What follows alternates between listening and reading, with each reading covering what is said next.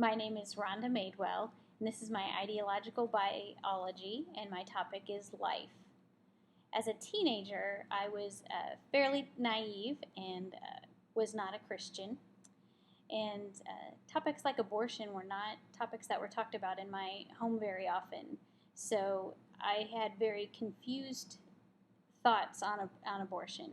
It seemed to me that it was an irresponsible form of birth control, and that didn't sit well with me. But I did also believe that there were maybe some exceptions, like rape and incest, that would give somebody the right to have an abortion. I was active in debate in high school, and I did participate in a debate where I argued for the legalization of abortion on the grounds that backroom abortions were far worse in the confused and scared world of an unwed mother who may die from an illegal abortion. In my early 20s, I found myself with an unplanned pregnancy and not married. So then my ideology was very unsure.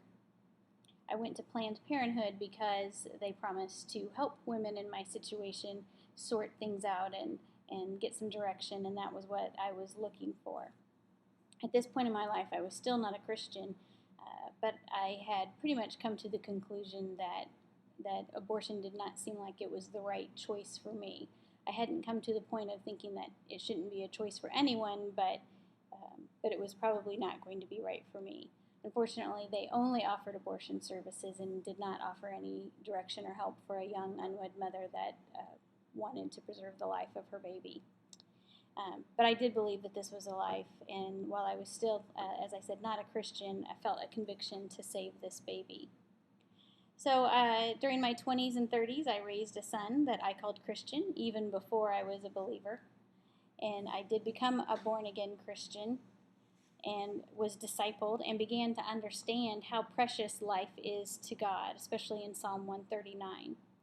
As my knowledge and relationship with God grew, my politics changed. So now, in my early 40s, as technology increases, so do ethical and moral questions.